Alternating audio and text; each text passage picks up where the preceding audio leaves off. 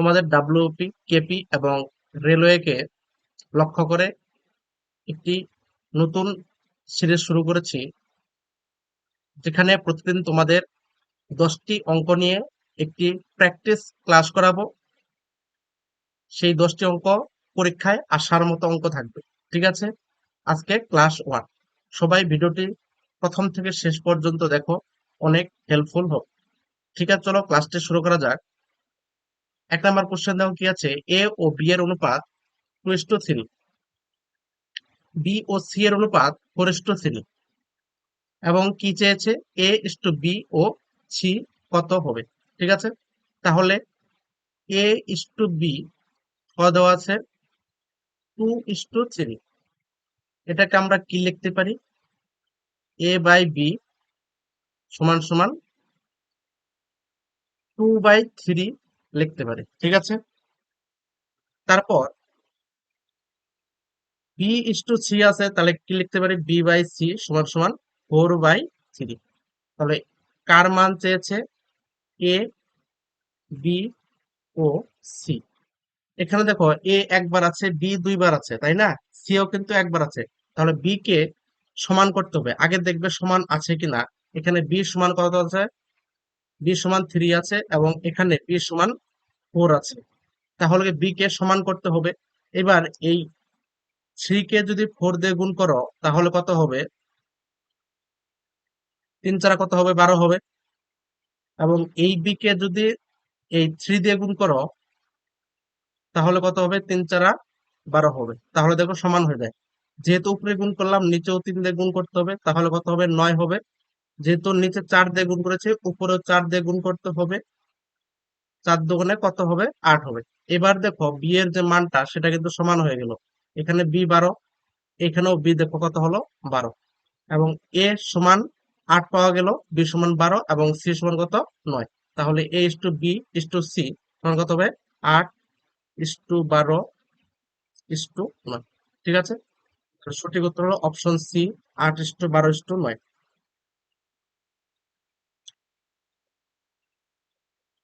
দেখো 2 নম্বর অঙ্ক কি আছে, বলছে একজন কলা ব্যবসায়ী টাকায় 3টি হিসাবে, অর্থাৎ 1 টাকায় 3টি হিসাবে কিছু কলা ক্রয় করে, সেগুলিকে টাকায় মানে 1 টাকাতেই 2টি হিসাবে বিক্রয় করে, তাহলে তার লাভ কত হবে।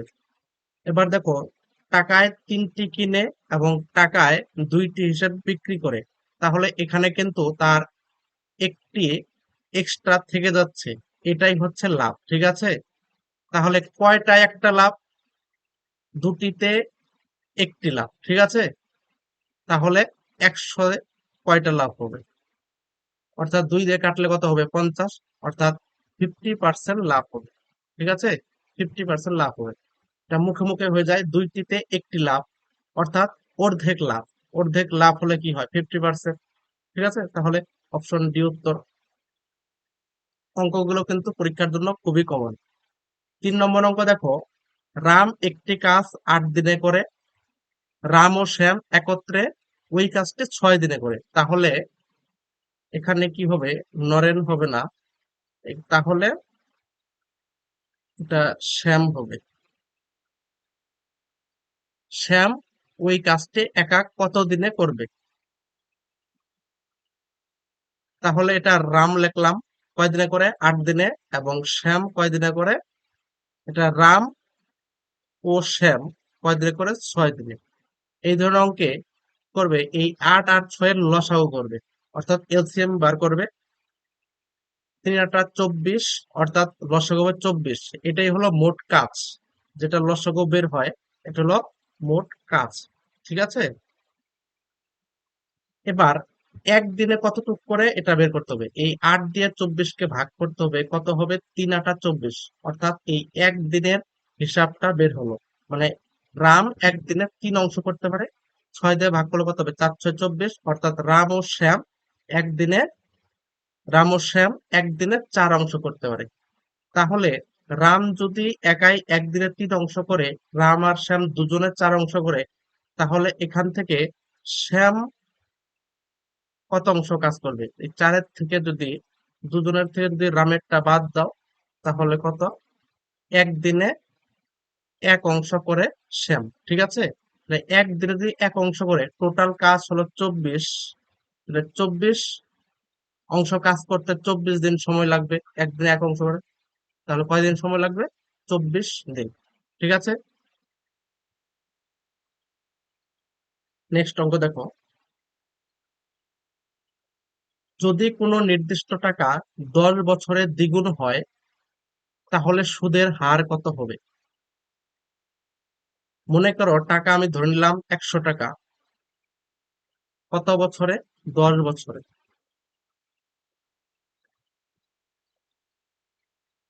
10 বছরে দ্বিগুণ হয়, অর্থাৎ কত টাকা হয়? 200 টাকা হয়। দ্বিগুণ মানে ডাবল, 100 ডাবল 200 টাকা। তাহলে 10 বছরে দ্বিগুণ হয়, সুদের হার কত? অর্থাৎ তোমাকে বুঝতে হবে এখানে সুদ কত হয়েছে। আসল তো ধরেছিলাম 100, ডাবল হয়েছে, অর্থাৎ সুদ কত হয়েছে? সুদ হয়েছে 100 টাকা। সুদ কত হয়েছে? 100 টাকা। এবার এই সুদটা কত বড় বছরে হয়েছে? 10 বছরে। 10 বছরের সুদ হয়েছে 100 টাকা। তাহলে সুদের হার, অর্থাৎ বার্ষিক সুদের হার বছরে কি হিসাব হয়? বছরে মানে 1 বছর হিসাব বের করতে হবে, তাহলেই বার্ষিক সুদের হার হয়। তাহলে 1 বছরে হবে, 100-কে 10 দিয়ে ভাগ করলে কত হবে? 10। তো সুদের হার হবে 10%। 1 বছরে, 10 বছরে 100 টাকা হয়, তাহলে 1 বছরে কত হবে সেটাই হবে সুদের হার। তাহলে 1 বছরে হবে 10 টাকা, অর্থাৎ 10%। 5 নম্বর অঙ্ক দেখো, এই ধরনের অঙ্ক রেলের পরীক্ষায় খুবই থাকে। কি আছে? এক্স প্লাস 1/x = 7 হলে x² + 1/x² মান কত? কার মান জানতে চেয়েছে? x² + 1/x²। এটা যদি আমরা এ ধরি, 1/x যদি বি ধরি, তাহলে কি সূত্র পড়ে? a² + b²। a² + b² সূত্র কি? a+b whole square minus 2 × a × b। এবার এক্স কাটা যাবে, x+1x এর মান কত? 7। 7-এর স্কোয়ার কত হবে? 49। তার থেকে 2 বাদ, অর্থাৎ উত্তর হবে 47। ঠিক আছে, সঠিক উত্তর অপশন সি। নেক্সট দেখো, কোন সংখ্যার 7/8 অংশের সঙ্গে সেই ওই সংখ্যার দ্বিগুণের পার্থক্য 72 হলে সংখ্যাটি কত? মনে করো সংখ্যা ধরলাম এক্স, সংখ্যাটি এক্স ধরলাম। এবার কি বলছে প্রশ্নে? ওই সংখ্যার দ্বিগুণের পার্থক্য, কোন সংখ্যা 7/8 অংশ। দ্বিগুণ মানে কত হবে? 2x। পার্থক্য মানে বিয়োগ। কার পার্থক্য? কোন সংখ্যার, মানে ওই সংখ্যারই 7/8 অংশ। তাহলে x × 7/8 কত বলেছে? 72 বলেছে, ঠিক আছে? 72। তাহলে 2x - 7x/8 = 72। লসাগু করলে কত হবে? 8। 8 দুগুণে 16x - 7x। তাহলে 16 থেকে 7 গেলে কত? 9x = 72। তাহলে 9 দিয়ে যদি 72-কে কাটি কত হবে? 8 নং 72। তাহলে x = 8 দিয়ে 8-কে বজ্রন্য হবে, 8 × 8 = 64। অর্থাৎ সঠিক অ্যান্সার হবে অপশন বি, 64। ঠিক আছে, সংখ্যাটি হবে 64। নেক্সট 7 নম্বর অঙ্ক, দুটি সংখ্যার লসাগু 1050, গসাগু 35। একটি সংখ্যা 210 হলে অপর সংখ্যাটি কত? আমরা কি জানি? গসাগু ইন্টু লসাগু, গসাগু ইন্টু লসাগু সমান সমান সংখ্যা দুটির গুণফল। এটা আমরা জানি, সংখ্যা দুটির গুণফল মানে একটি সংখ্যা গুণন অপর সংখ্যা। তাহলে এখান থেকে যদি অপর সংখ্যা বের করি, দুটি সংখ্যার মধ্যে একটি সংখ্যা যদি বের করি, তাহলে এই এই একটি সংখ্যাটা এর সঙ্গে ভাগ হবে। তাহলে গসাগু ইন্টু লসাগু কত? 35 গুণন 1050। একটি সংখ্যা 210 আছে, এই 210 দিয়ে ভাগ হবে, কাটাকাটি করলে কত হবে? এই 100 100 কাটা, 7 দিয়ে কাটলে 3 7 21, 5 7 35। 3 দিয়ে কাটলে 3 3 9, 3 5 15। 5 দিয়ে 35-কে গুণ করলে 5 5 25, 2 3 5 15, 16 17। সঠিক উত্তর হবে অপশন এ। নেক্সট 8 নম্বর অঙ্ক দেখো, দুটি সংখ্যার যোগফল 144 বিয়োগফল 36 হলো বড় সংখ্যাটি কত?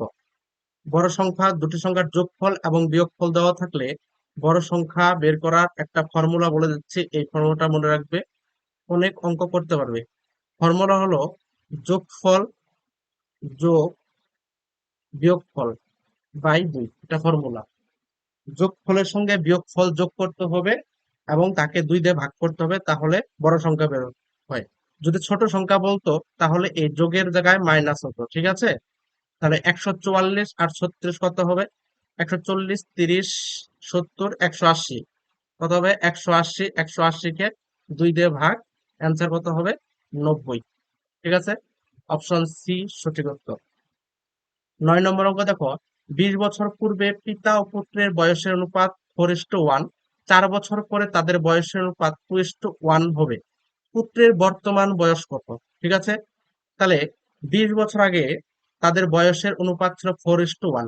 মনে করো পিতার বয়স, পিতা অনুপাত পুত্র, তাহলে পিতা মনে করো 4x ধরলাম, অনুপাত 1x, অর্থাৎ x ধরলাম।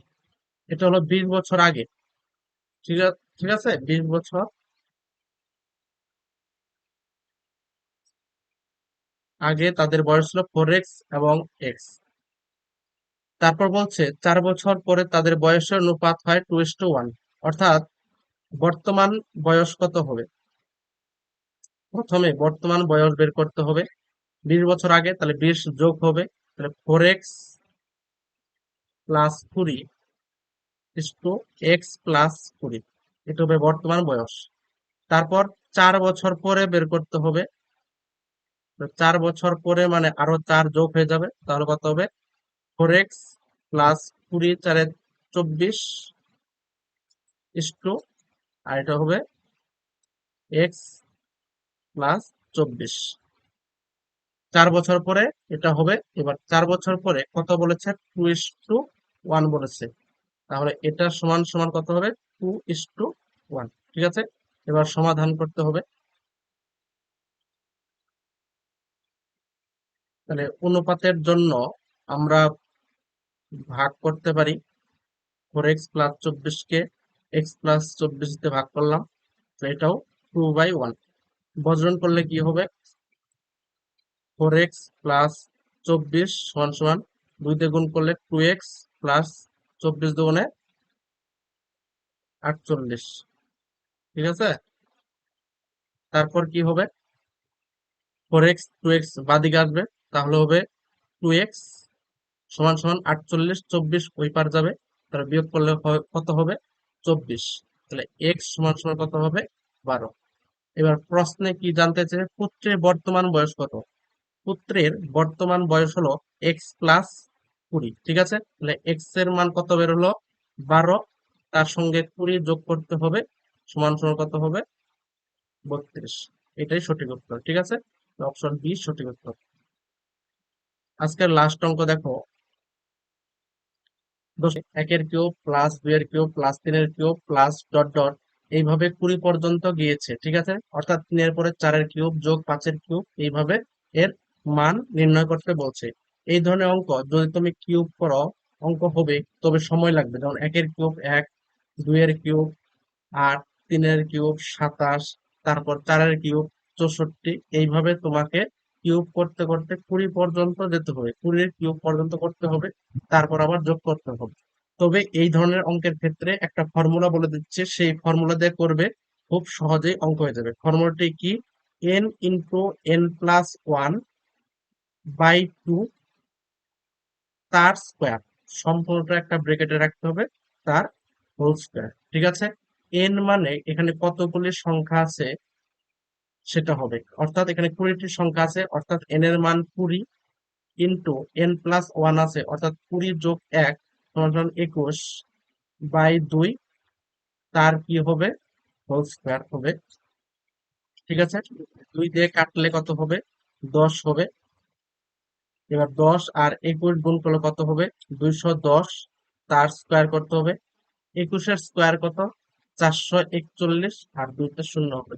এটাই উত্তর হবে। ঠিক আছে, তাহলে অপশন এ সঠিক উত্তর। ঠিক আছে, আজকের ক্লাস এই পর্যন্তই রইল। পরবর্তীতে আমি বাছাই করা অনেক নতুন নতুন অঙ্ক নিয়ে আনবো। ক্লাসটি যদি ভালো লেগে থাকে অবশ্যই সাবস্ক্রাইব করে রেখো, আর বন্ধু বান্ধবদের মধ্যে শেয়ার করে দিও। ঠিক আছে, থ্যাংক ইউ।